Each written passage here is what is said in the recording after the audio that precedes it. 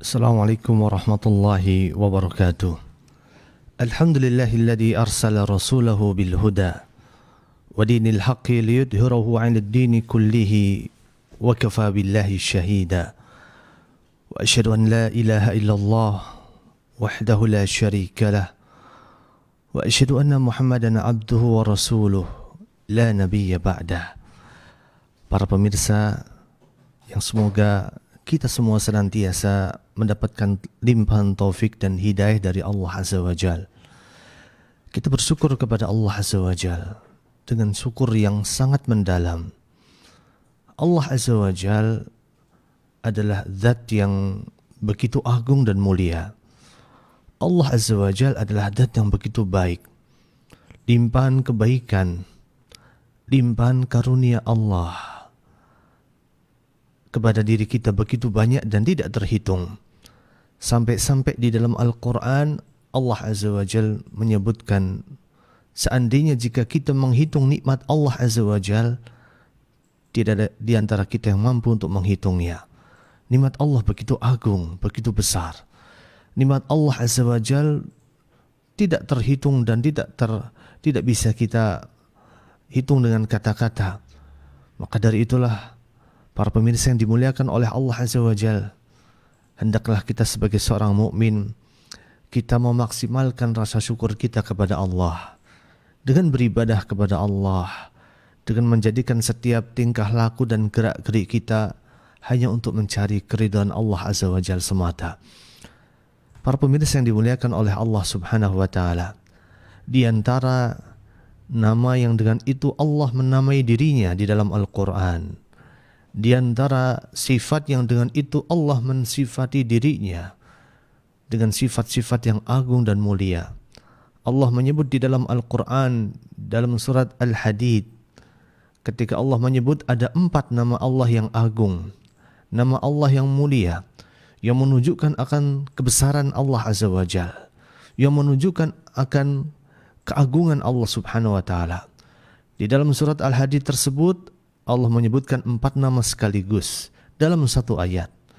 Ketika Allah Azza wa Jalla berfirman, wal awwalu wal akhiru wal dhahiru wal batin wa huwa bikulli syai'in alim.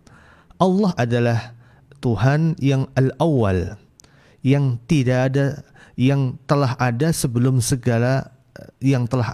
sebelum adanya segala sesuatu.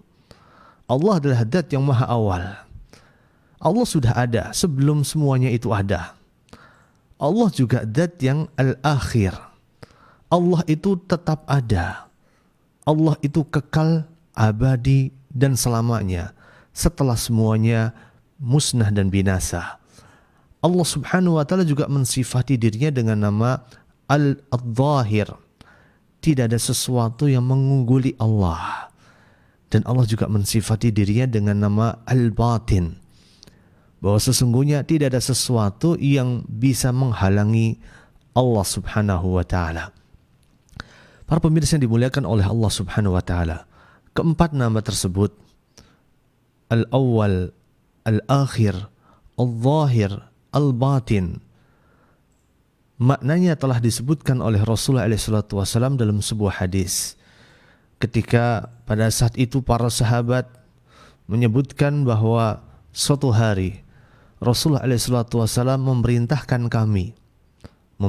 kepada para sahabatnya yang mulia agar kami sebelum tidur senantiasa membaca sebuah doa.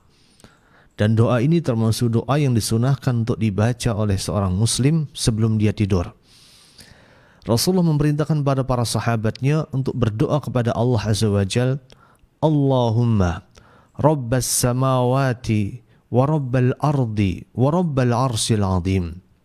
Wahai Allah, Tuhan yang memiliki dan menguasai langit, bumi dan menguasai arsy yang begitu besar. Rabbana wa Rabba kulla syai'. Engkaulah Tuhan kami dan Tuhan segala sesuatu. Semua yang ada di alam semesta ini adalah hambanya Allah. Semua yang ada di alam semesta ini seharusnya menghambakan dirinya kepada Allah Subhanahu wa ta'ala.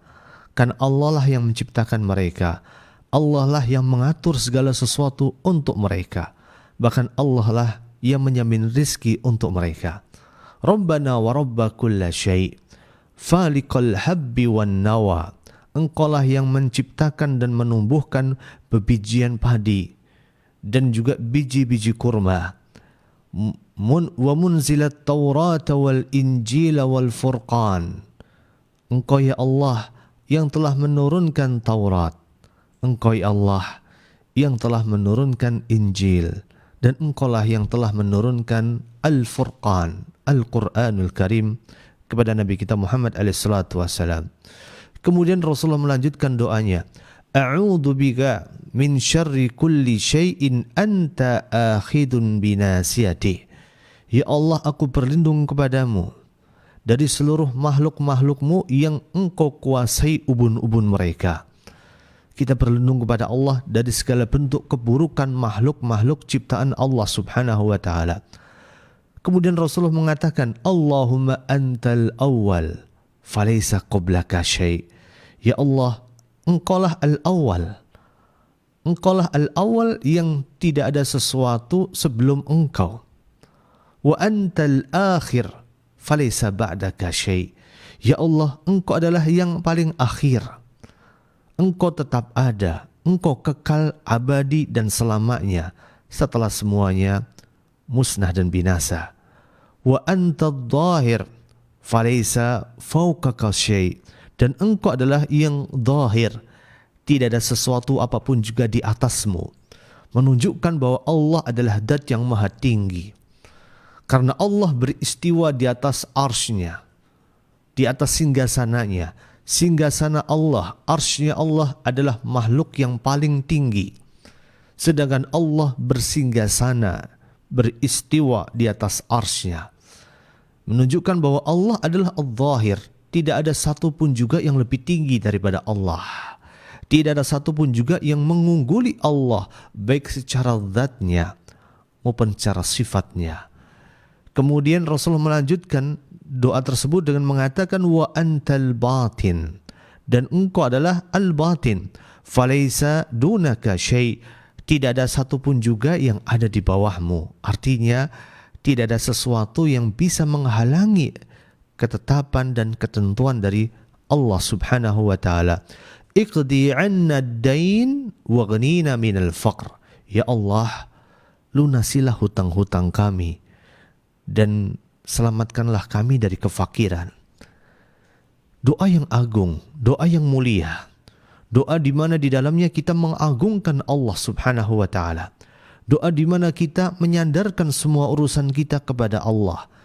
Kita berlindung hanya kepada Allah. Doa di mana di dalamnya kita menjadikan semua urusan kita dikembalikan kepada Allah. Kita yang punya hutang, minta kemudahan kepada Allah agar hutang kita menjadi lunas seketika. Kita yang sedang dilanda kecemasan dan ketakutan di tengah pandemi misalnya, kita meminta kepada Allah agar kita dijauhkan dari kefakiran. Karena itulah manusia. Manusia mencintai harta, mencintai dunia.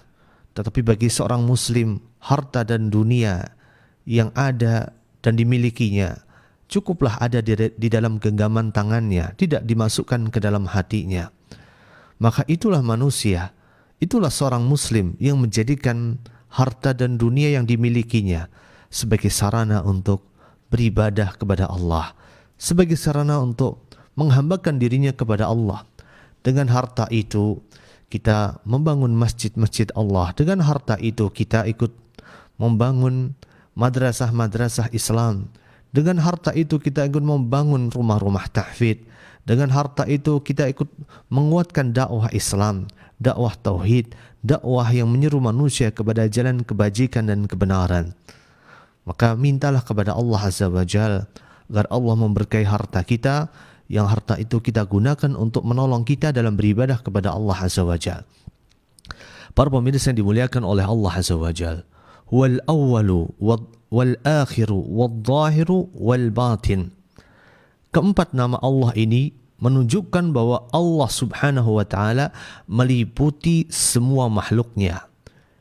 Allah Azza wa Jal meliputi semua makhluknya dari segi ruang dan waktu. Jadi tidak ada yang luput dari pengawasan Allah.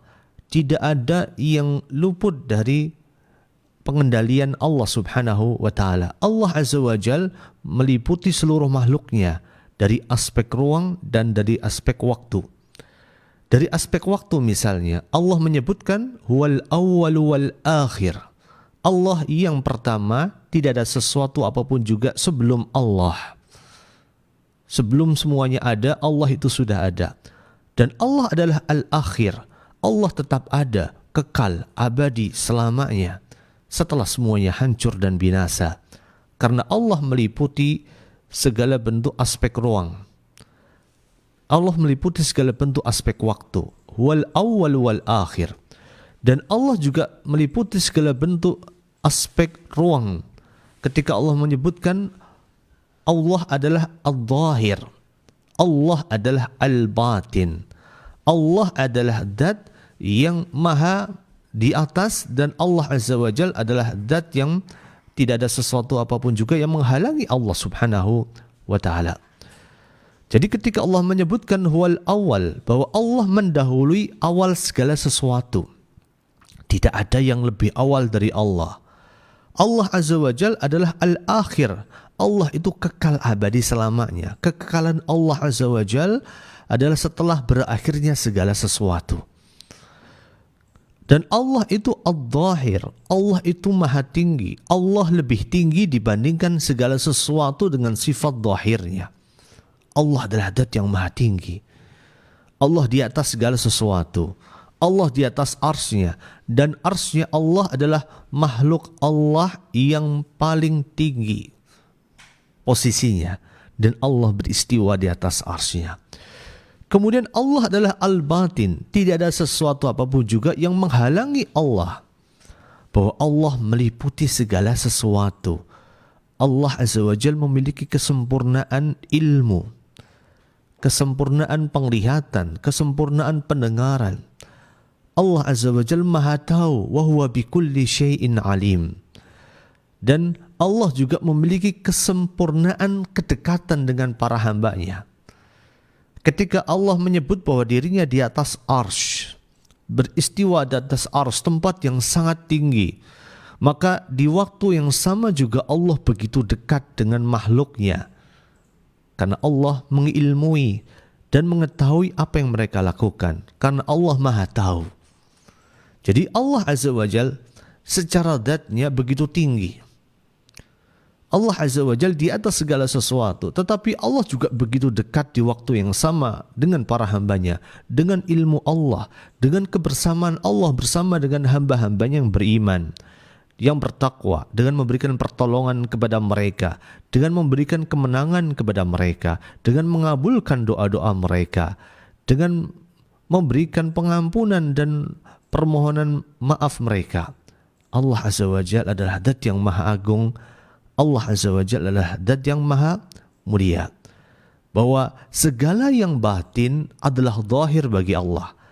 Segala sesuatu yang gaib adalah begitu nyata bagi Allah. Segala sesuatu yang jauh begitu dekat bagi Allah. Dan segala sesuatu yang rahasia, kita merahasiakan sesuatu rahasia tertentu, maka itu begitu terang benderang bagi Allah subhanahu wa ta'ala. Maka 4 nama ini adalah nama yang mulia, nama yang agung.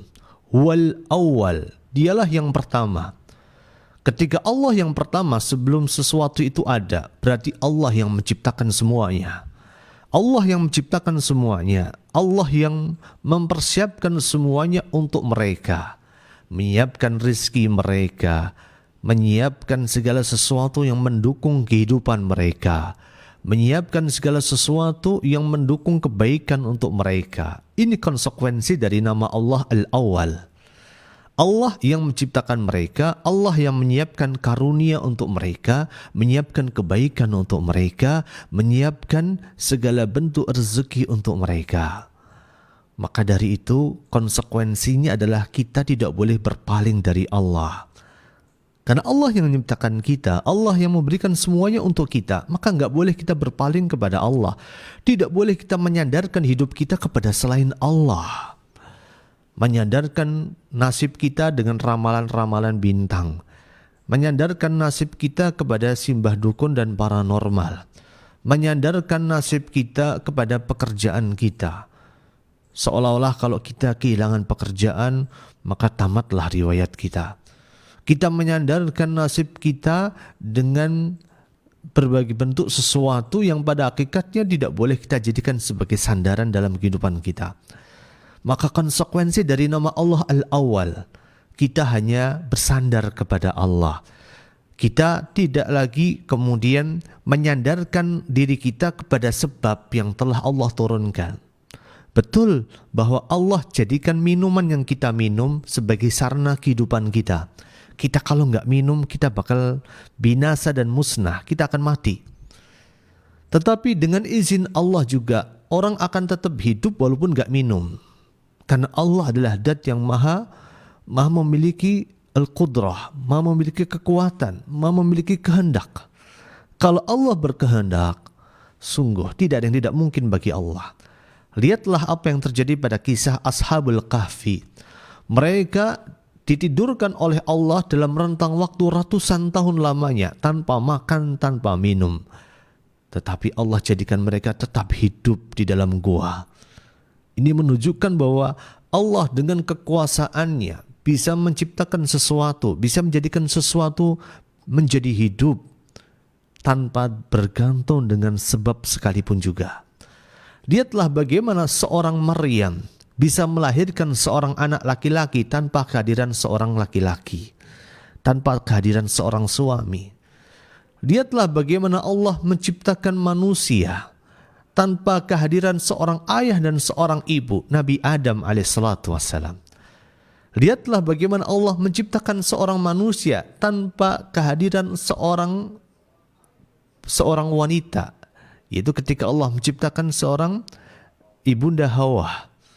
Allah mampu melaksanakan segala sesuatu yang Allah inginkan dan Allah kehendaki. Maka dari itu sebagai seorang muslim tidak boleh bagi diri kita untuk bergantung dengan selain Allah. Untuk mengandalkan kehidupan kita dengan sebab-sebab. Betul, kita memang harus mengambil sebab. Kalau kita ingin punya anak, kita harus menikah. Setelah menikah, kita datangi istri kita. Kalau kita ingin mempertahankan kehidupan kita, kita harus makan dan minum. Tetapi tidak boleh bagi kita berkeyakinan bahwa kalau kita kemudian gak punya pekerjaan, dari mana saya dapat rezeki, dari mana saya akan hidup. Karena Allah sudah mengatur rezeki kita. Karena Allah sudah mengatur segala sesuatu untuk kita. Maka nama Allah Al-Awwal memiliki konsekuensi yang sangat besar. Bahwa harusnya kita hanya bergantung kepada Allah, tidak bergantung kepada selain Allah subhanahu wa ta'ala. Kemudian nama Allah yang kedua, Al-Akhir, Wal-Awwalu Wal-Akhir. Nama Allah Al-Akhir mengandung konsekuensi bahwa Allah Azza wa Jal adalah satu-satunya tujuan hidup kita. Karena hanya Allah yang kekal, hanya Allah yang abadi, hanya Allah yang hidup selamanya. Kita hanya menjadikan hidup kita, mati kita hanya untuk Allah, mencari cinta Allah, mencari ridha Allah, mencari pahala dari Allah, mencari balasan dari Allah, tidak mencari yang lainnya. Karena Allah Al-Akhir, semua akan hancur, semua akan binasa. Kullu man 'alaiha fan, semua akan hancur. Wa yabqa wajhu rabbika dzul jalali wal ikram. Yang tersisa hanyalah wajah Allah Dzul Jalali wal Ikram, yang memiliki al-jalal, keagungan, kemuliaan, dan memiliki al-ikram, kemuliaan yang begitu agung dan besar. Para pemirsa yang dimuliakan oleh Allah Azza wa Jal, nama Allah Al-Akhir memiliki konsekuensi bagi diri kita agar kita menjadikan Allah sebagai satu-satunya tujuan kita dalam hidup ini.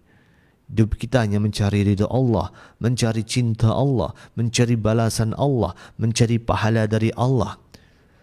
Nama Allah Al-Akhir juga menjadikan kita seharusnya hanya menempatkan Allah sebagai satu-satunya tempat kita bersandar, tempat kita bertawakal.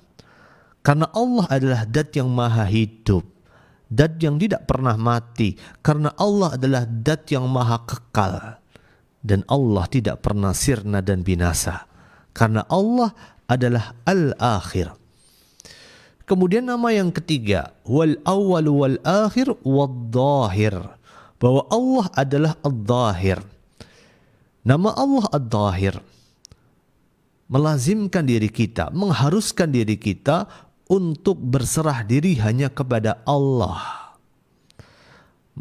Melazimkan diri kita meyakini bahwa Allah yang mengatur segala sesuatunya. Segala sesuatu yang ada sudah diatur sama Allah.